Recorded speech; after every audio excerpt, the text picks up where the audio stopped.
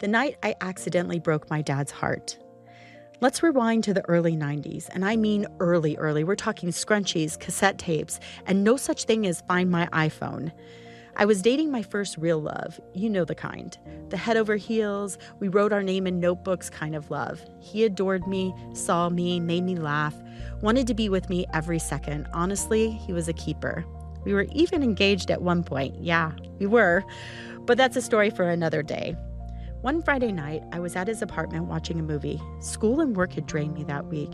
So the moment we hit the couch, I crashed. Hard. So did he.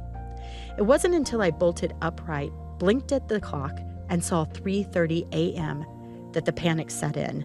Cue instant dread. I was supposed to be home by 12:30 a.m. No big deal, except for one tiny thing. No cell phone, no landline in his apartment, no way to call home. So there I was, an 18-year-old with mascara half smudged and guilt bubbling in my chest. I had two options. Number one, stop at a random payphone in the middle of the night and risk even more trouble. Or two, drive home like a maniac and brace for the wrath of Dad. Option 2 won. I sped the whole way home, heart pounding, rehearsing my apology, already grounded in my head. But when I got there, the house was still. I opened the door quietly, already expecting the lecture of a lifetime. Instead, I saw my dad, sitting on the couch, yellow pages in his lap, phone in hand, crying. Let me say that again, my dad crying. I had only seen him cry once before when my parents got divorced. That was it.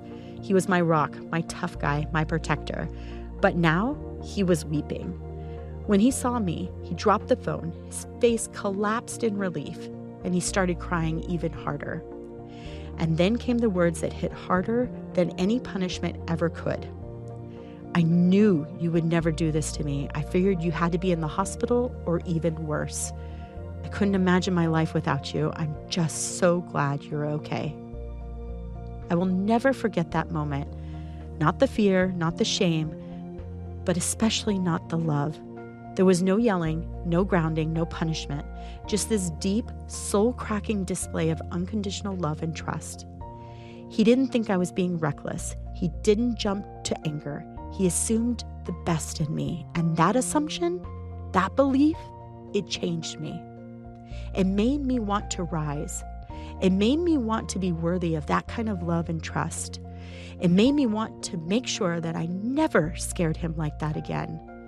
From that night on, I saw my dad differently. He wasn't just my parent.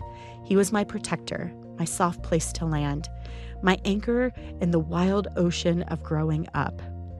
He didn't need to yell to teach me a lesson. He didn't need to scare me straight. His love did all the heavy lifting. And to this day, I think about that moment anytime someone disappoints me. I try to remember how powerful it was to be believed in, even when I messed up. Because sometimes the best thing you can say to someone isn't "you're grounded." It's "I know you, I trust you, and I'm just so glad you're okay." One conversation can change your life.